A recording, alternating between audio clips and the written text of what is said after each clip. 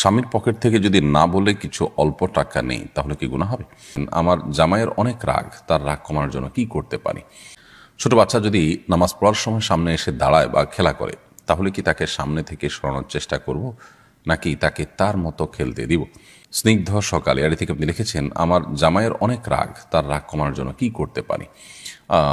বদমেজাজ বা রাগ, ক্রোধ, এটিকে নিয়ন্ত্রণ করবার জন্য বা এটাকে দমন করবার জন্য প্রথমত আউযু বিল্লাহি মিনাশ শাইতানির রাজিম এটির পাঠ খুব বেশি কার্যকর।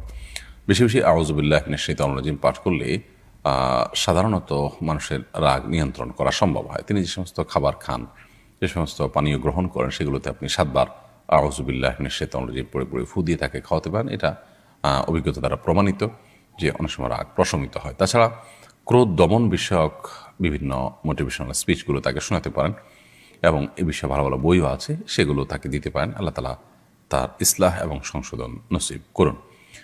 জান্নাতুল ফেরদাউস আপনি লিখেছেন, ছোট বাচ্চা যদি নামাজ পড়ার সময় সামনে এসে দাঁড়ায় বা খেলা করে, তাহলে কি তাকে সামনে থেকে সরানোর চেষ্টা করব, নাকি তাকে তার মতো খেলতে দিব?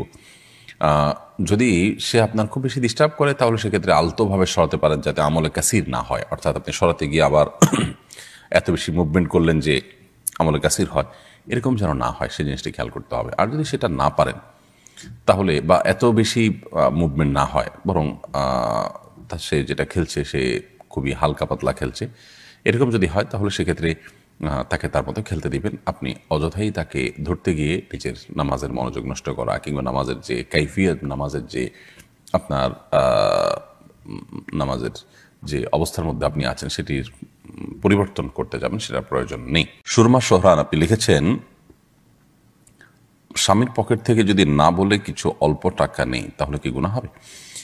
স্বামীর পকেট থেকে যদি আপনি না বলে টাকা নেন, অল্প হোক আর বেশি হোক, এটা নির্ভর করবে স্বামীর সাথে আপনার সম্পর্কের উপর।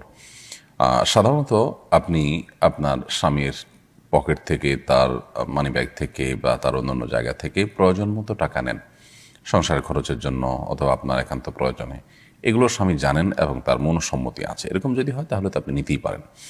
আর যদি সংসারের জন্য নয়, বরং আপনার নিজের জন্য নেন এবং সেটা স্বামীর অজান্তে, তিনি জানলে হয়তো আপনাকে প্রশ্ন মুখোমুখি করবেন, অথবা কেন নিয়েছেন জিজ্ঞেস করবেন, অথবা তিনি যদি জানেন যে আপনি এটা নিজের সঞ্চয়ের জন্য বা নিজের অন্য কোনো কাজের জন্য, তার সংসারের কাজ ছাড়া অন্য কোনো কাজের জন্য নেন, তাহলে তিনি মনে কষ্ট পাবেন। এরকম যদি হয়, তাহলে সেক্ষেত্রে এটা আপনার জন্য জায়েজ হবে না। কারণ ইসলাম স্বামী স্ত্রী প্রত্যেকের অ্যাকাউন্টকে আলাদা আলাদা করে দেখে। অতএব এই বিষয়গুলোকে আমরা গুলিয়ে ফেলার কোনো সুযোগ কিন্তু নেই।